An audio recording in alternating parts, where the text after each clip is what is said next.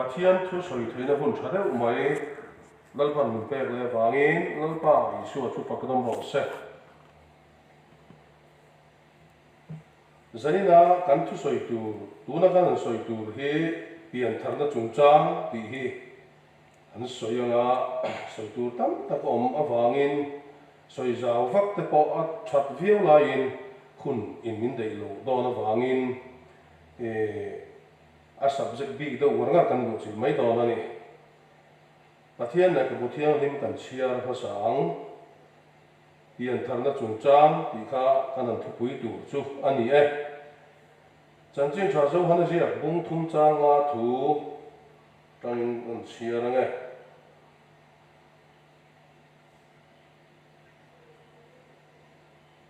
chang ni tangin Nicodemus na na mi tar hu ne kin ya pian thayang anu kuma voi ni lutin apiang thayem ni atiya Isuan sanga ti takme vin ka hila che mi tu po tu ya le thara va pian lo chuan Pathian ra malu thei lo wang cha lu thua ti sa pian ti sa an ni ya thara va pian thara wan ni I pian thar tu ka ti che he mak ti su khi khoya po adu tu in atle thi ari he ma sula khoya tanga lokal nge khoya nge kal don ti po I he si lo tu po thara wa piang chu tiangin an om atiya kan Pathian da Pathian che la pan kan zain mal mi so bo se amen helai tu hi kan soi ma a kan an khiat olu sam theina kan tu chu thara wa pian tharna ti kha kan soi jinga om don wangin heta Nicodemus ne na pian thara chungchang nu ni suan a soi na hian khi ate khina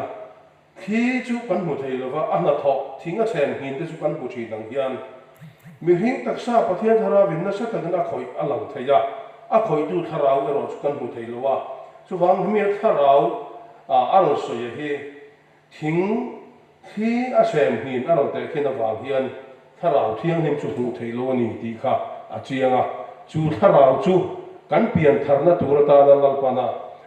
abuat sai Nicodemus ne na so ya pohin achiang ta ni chu le pian tharna chungcha kan soi don wangin poimo khop maya azim theiang berin kan soya pian thar tu chu tu nge ti kha ram nge bong nge vok nge pian thar don I pian thar tu rani han ti ring mo chu achian lo wangin mi hing Pathian thil siam dang tam tak oma chung zinga chuan a thil siam te zinga ro pui ber kan tiang chu lei manga a siam mi hing te hi pian tharna khoi non na mo kan ni ti kha a cham na ta na lo ni se thai ki ria ti chuan enge sarmon han a soi dum angin ka soi lo te wa sani na chuan mi hing chu a pian tharangai ni ti kha a chan na ani ta a Pathian thara wa pian thar awmo ani mi hing kha a chan chu kan ti kha la pian thar pian non enge I thara wa toi thar kher awmo na chan chu kha tu bul avi le daman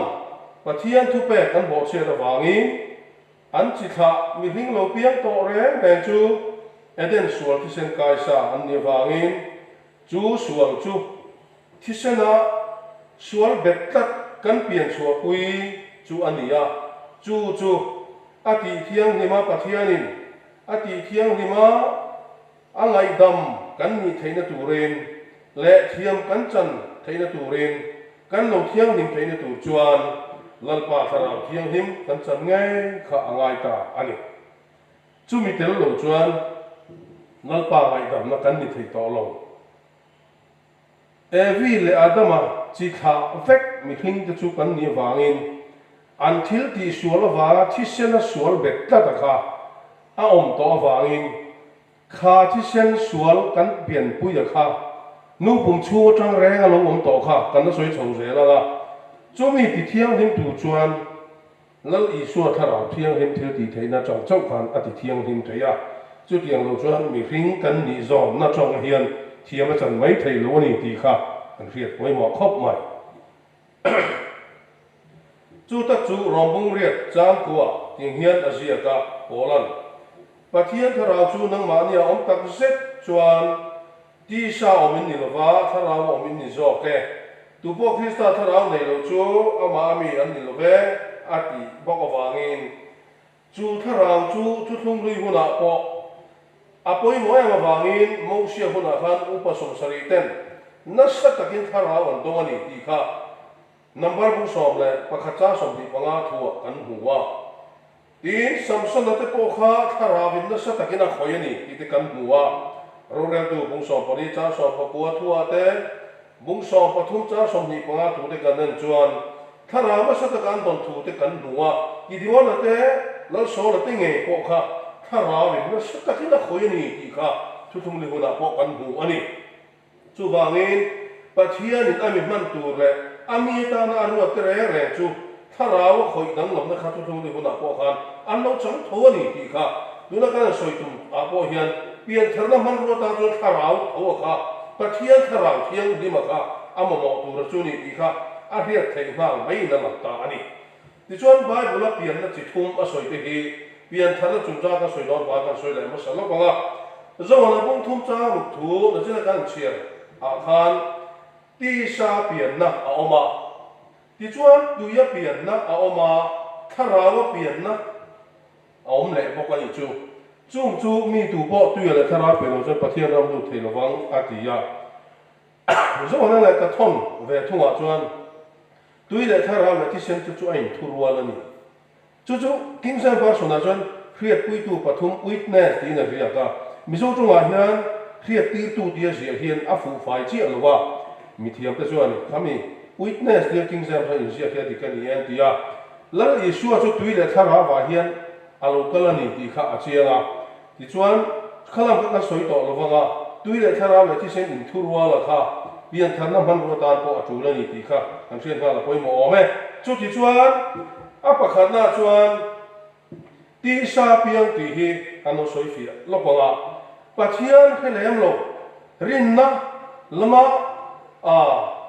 kong eng ma soi tur po om chuang lo pathian ngai sak lem lo anun mi hing nun phunga piang ve tho ania ti chuan mi hing piang da la pa piang ve tho mi hing tho khania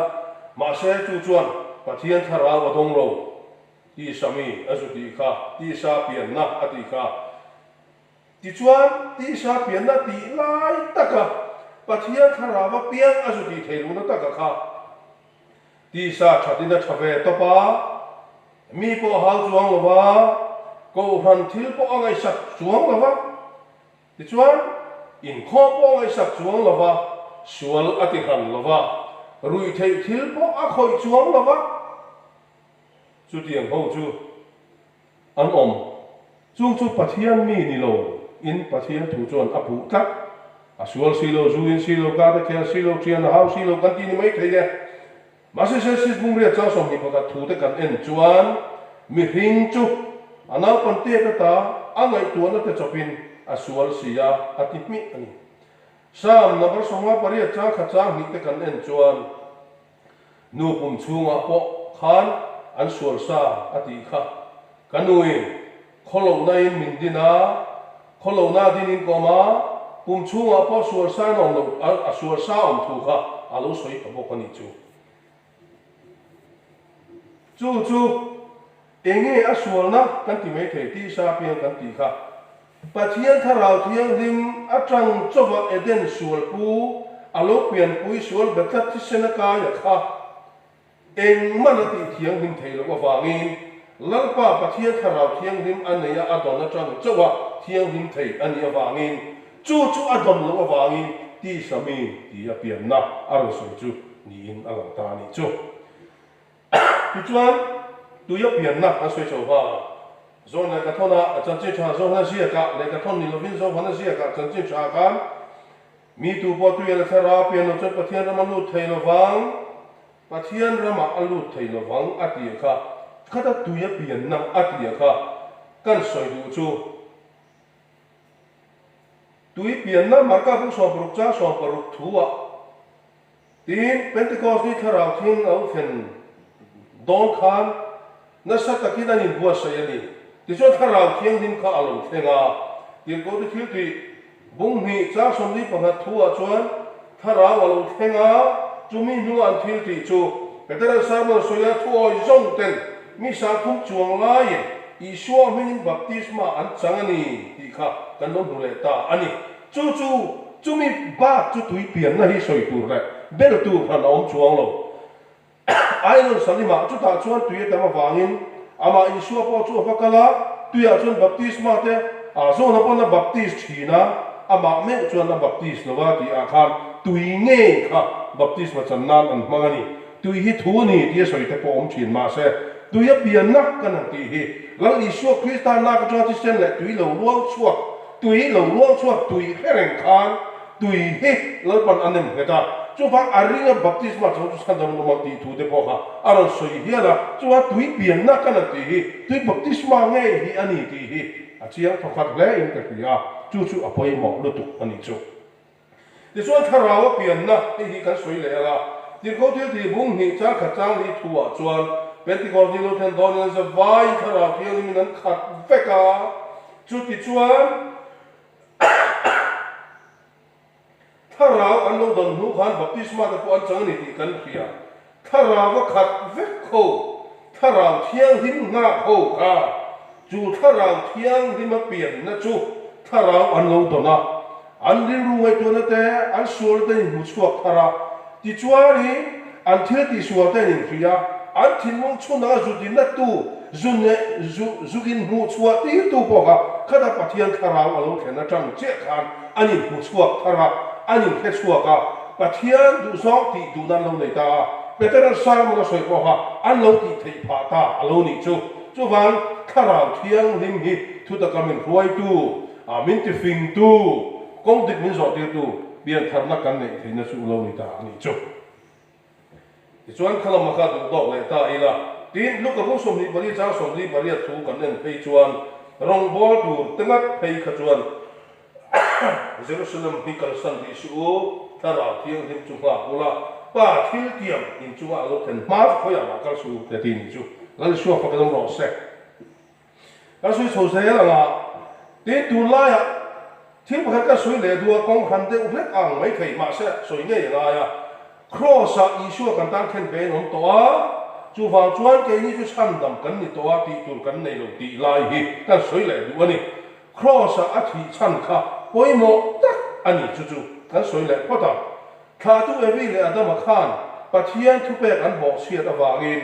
heng thil mi hing te lo theng ta hi enge pathian le mi hing in som reng in bereng chin lo in kom lim reng chin na kha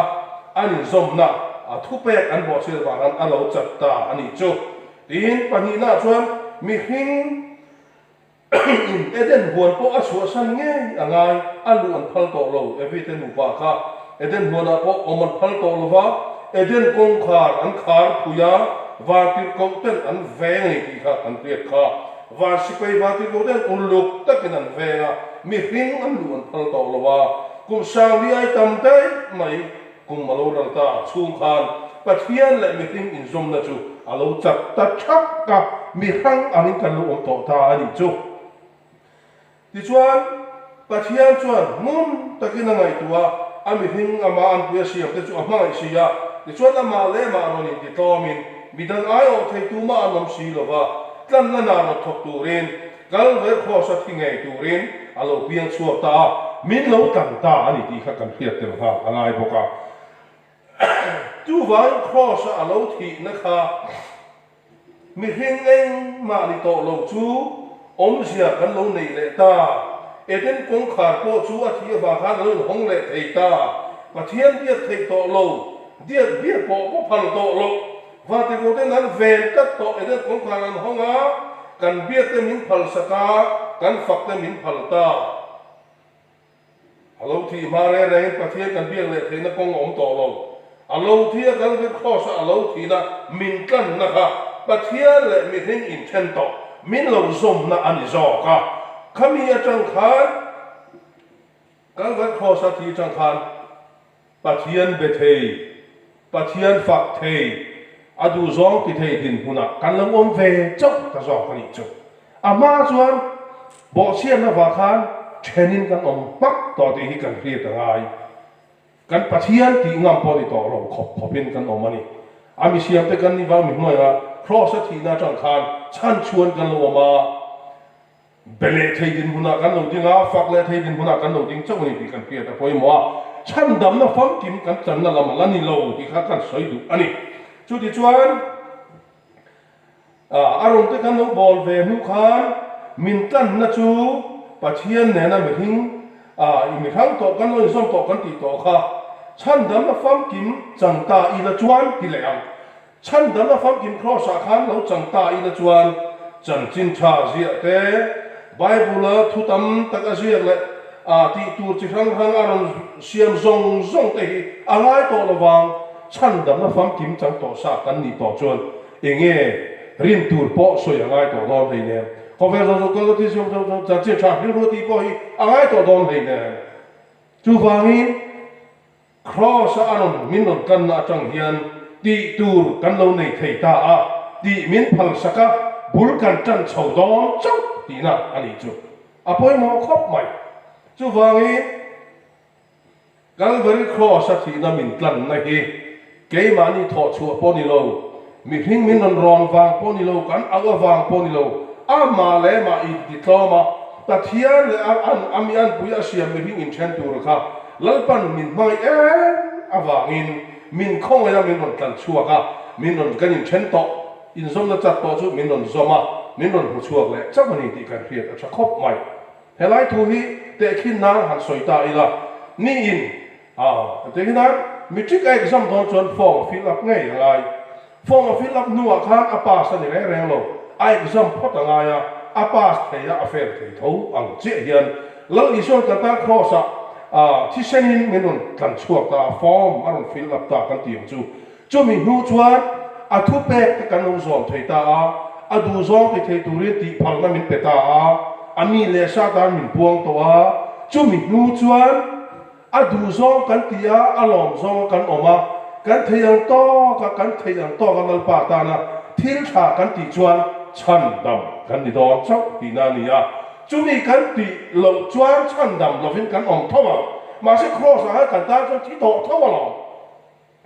cross a thi na ha kan fam kim lo ni chu ma chuan bible thua ko ve zo galati se mo cha chin tha hil ro ti a thi le tho le na phu mo om na te chu chan chin tha ani a chu a chan chin tha thu te chu hil turin min la ti sau don ni chu tu na chuan chu cross a ha kan fam kim lo wa cross a tang zo kan ni ti te pok kan soi duwa chu wang chan dam na hi chu ke ma ni na thil kan ti that le kan changa kan ti that lo le chan dam kan ni do chuang lo kan ve cross a thi na ro hi chu mi hing le pathian in chen to min zom na kha an zo ke ti te kha na soi tel du ani ti chuan na soi chou ze anga piang thar turin eng tenge tur ti hi han soi le ta ila piang thar tur chuan ti tak kan di la kan du angai chen khat chuan piang thar phal lo khovel so la ten nei mong du tak chu tiang ho ta chu piang thar a thei ri lo du angai tin kan khovel min sual te sim tura pathian hne la kan khen ngama kan in tiam ngam te ngai kan tlan san ngam te ngai tin bethel chung trai ke camping te le ko ran ho in man na ang chia te kha nga khan thara ho to te a theng thina chu nga te chuan kan in man ve a kan khom ve thin te po ngai po kan ni chu wang chuan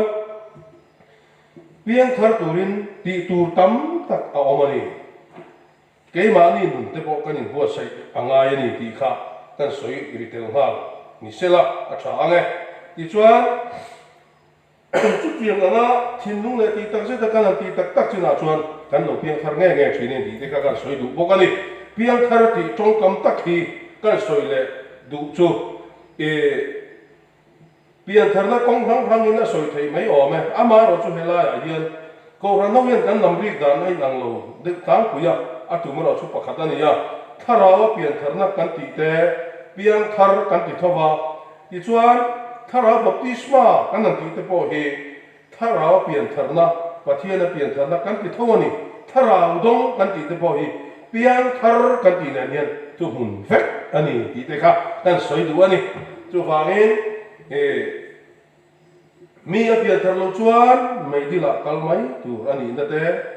anh vàng in nghe mi tam takin piang thar tum na lệ du na nei na chang po an khiat lo le ti hi zon om thei ani tlat in tha da vàng in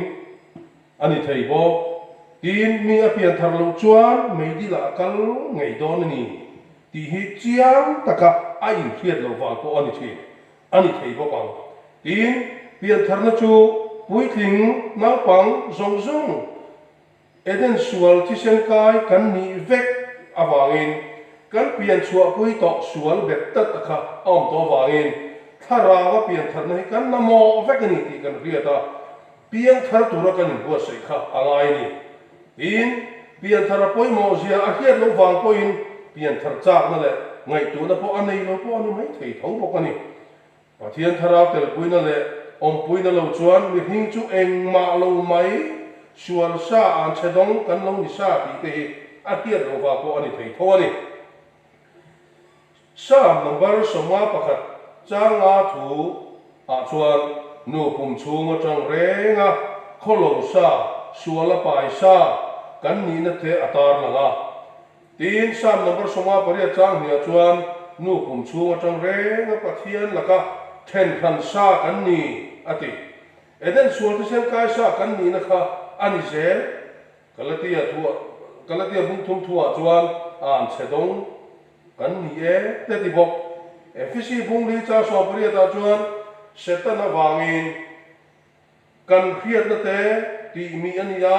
kan mi te po ti delan hiala ni atia setanan kan mi ti het ti la setanan min ti mola kan khomu te ti fialo ni isai bu kha chang thua chuan akele ra tangin mi hing chu alusi khengin dam lai re om lo pan hai hi angani he te tia chu ti khop chuan mi hing hi pathian kha rao tel pui na lo ke ma ni remote kan om lai khan kan no thiang him lo kan bol lo ma ti kha alo chiang ta ni chu wang pathian tel lo chuan mi hing hi sual hom pak kan ni e nau sen piang nim po sual tho ani eden ti sen kai to wang khan eden bo chen sual ti sen evi le dama chi tha ania mi hing chung tung chho to pot chu evi le adama ti sen kai vek an ni na kha ai khiat lo wangin mi hing mung chang thapa hai te po tin nau sen piang nim po sual khoi dei ne kan ti ni mai thei sual chu khoi man lo ve ma se ama bet tat ama ti sual ni to lo thi sena kai to sual bet tat da kha ama kha thiam lo wa chan ti ra chu chu la ba tha rao chu ti thiang nim thei ni wangin tha rao pian thar la dik tak anei lo chuan nang pang te chu an sei len ma che cha hian ma zo ta pathian he la kan hlan thin te po hi che le cha la hian ba a thi thaya chu wangin pathian chan dam na chan thei turin pathian he la pathian thuan kan hlan thin ani hi te kha kan soi te lo kha bo ani chu wa soi turi a va tam em lalpa tel lo chuan thiang him na tharau thiang him tel wa mi hing bol ho zia hian pathian ram hi a theng zo thot lo wa chu wangin pathian tharau thiang him chu chang nge turin kanin bu sei angai thu te kha pathian le kha bu changin kan huta ani chu mi te po kan khila kanin zirtir mo te po chu ava poi mo thin te lu le ti chuan chu pian thar na thu chu zani na hian tun lai kan ram ngei po hian ama mo lu tuka cross tor na te kha kan tan chan dam na ni to han ti ang chi te kha ani lo ni ti te po kan soi to ani ga tin pian thar tu chu na du tak tak ngai ni sual kal san ngam te po ngai ni ti te po kan soi to wa tin a pian thar no pathian thara adon lo chuan ami hinga chuan eten sual pu bo chen sual ti sen kai to am ni wang khan an sual sa rai to ni ti kha kan hiat to wangin a pian thar nge ya ngai ni ti mo kan no soi chu to bo kan ni kha chu ti chuan pian thar dik tak tin hun te kan soi kai chho le ri anga pian thar dik tak din hun chu apakhat na chuan ti zong soi tai la sual kal sanin athi san ngam turani in panina chuan apian thar na chu sual athi san le san lawa te alang turani chu piang thar dik tak de din hun tu ani zel chu tin sual in he chuak ringot kha atok lova in he chuak kha atok lo asim kha angaya in he chuak rualin asim angai ni ti te ha apoi mo khop mai chu mi sual sim na la an nu changa alan na kan hu kha piang thar dik tak an lo ni ya an tu le mai lo piang thar dik tak chu ke nu te pokan piang thar changin nei rong bol tu po kum somli dor kan lo ni chota kum somli kan nei ve ta khop mai kan rong bol kum ringot po voi khat ma hi kala kir ngai lo chu wang ti ko po ta hoi kir le ti pon khe ngai lo a nu tola a tu le a cross ban ona ti yang vel te hi in zirti na impact tel chi po ni lo ring tu dik tak chu a tu che mai ngai lo han nu tol le han chau do chang chu om ma se an tu ngai lo tu kan ti te kan riat a poi mo khop mai bola te po kha alun tan thleng in a tu chia a nu tol ti kan helo re chu wa chuan piang thar dik tak num chu arin oma a fim khura a dik bokoni ti te kan riat a tha he in ka ria piang thar sual ti thun chuang mi alo num te hi tu na kan rama tam tak ma wangin hei hi pathian thui na pai khavek chu wa piang thar dik tak chuan tharau ra chi ko hi atakin an nun pui do tlang pui zeli ti te hi kan riat poi mo khop mai chu wa in piang thar dan tu bible na min ten kan soi so le anga zo na bung thum changa thua mi tu po tu le thara pe na zo pathian ram lu thelo wang ati wangin pathian ram kan lu thel tu da na pian thar da dan tu kan ti tu chu lalli su krista kan ta cross a thi chu mi a thi na an pui chuan kan sual kan sim reang rom bung ru thu kan huang en ti chuan phu ma a om na an puin ke ni pok lalli su mingin phu min a sang thal nge in mi a thi an phum thin ang khan min phum ve tu rani ti kha kan soi tel du boka chu pian thar tur ta na tu ya kan pian na tin isu a thi na an puya kan sual kan sim veang ti chuan a tho le nan puin tharap theu nim kan dong bokang a in la nan puin chan chin tha te kan vein kan hil ve bokang chu kan pian thar da tur tik tak bible na min ko hu chu anita ani chu wang apoi mo hem khop maya helai thui pol ti da in zir ti na ang chi po ani lem lova e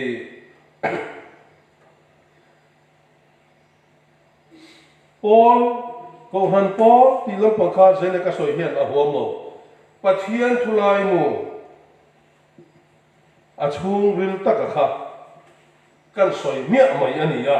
chu wang mi chu eng ang kong pon apiang thar do na ni chuan lal i shua mi nga tui baptisma chan thara thiang lim dona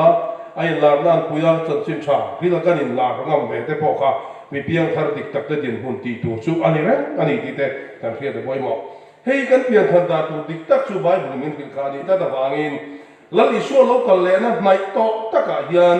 ama lal i shua muturin i in pe to em i piang thar em kumin sang som ni covid 19 bo ro ka de hian i piang thar em pian thar na ta ti in bo se tu na hian ram in do boy na china la india to bo in do ta se lo thi puk po ni ila i kharau kal na tu ri fel taka lal pa tharau changa i he theia i he ngam ani chuan i piang thar dik tak po an ma na chu wangin voin nia hian apoi mo khop maya lal pa chu mi zong chandam tu ani timote ton khat bung li cha so ma kan hu ma se ama ring tu ati hi a ring tu te chandam tu ani de ber an ti te hi pathian thu hia mol taka huai taka chana ring mak maka athu pe nga zom tu te chu ti ang ring tu te chandam tu chu ni de bi ka mi zong chandam thei tu ani a chandam tu rin alo kala ma se athu pe zom tu le ma ring tu chandam tu ani de ber ti hi tir ko bola na sia timothe nya na le kha thon te hi ที่มาเที่ยวที่พอแล้วที่กันปอมาอัฐสุยที่กันปอมากันสมตอนนี้จวนที่ที่ไปกันปอมากันสมเตละง่ายบอกกันนี่จู่บางอินนั่นสุยทุยตัวฟังอ่ะเพียงเธอตัวนี้บัวเสียละจู่ที่จวนอาลูกกันเลยหุ่นอันนี้นะล้อมตะกะกันโชว์ไทยตัวเราเรื่องบัวเสียอักกันนี่จวนเฮ้ยคุณแม่ลุงมันนี่แหละบัวนี่ที่องค์ชินมาเซ็นกันข้าพพังโดนโลก็วิทย์นายจีนพูดกันพังโดนพวกโลเองเที่ยวปอมาชนตัวรินอินบัวเสียตัวอุคายอินบัวเสียเราอุณาดูตักขบวนตะกะอมตัวรินอินบัวเสียเราแล้วลิโซคริสตาจวนมีเพียงเธออามาดูว่าเพียงเธอละจังดิกตักแล้วเลยฉันนำตัวปอมสักยาไม่นิลงเอาที่ถ้าเราเพียงเธอไงที่อันนี้นะมินละดอละมินละหัวจวนจัตัวนินลุงไม่ได้บัวน้ำตัวเลยขบวนตะกินอันนี้นะจัวนินกันจอดอนั่นนี่มีเพียงเธอเตะส่งนั่นป่ะเนี่ยนะกันกัลเวกต่อดอนที่นั่นนี่จู่กัลปันกันตุสวยเตะมัลมิสอบสังรอเซ่อาเมน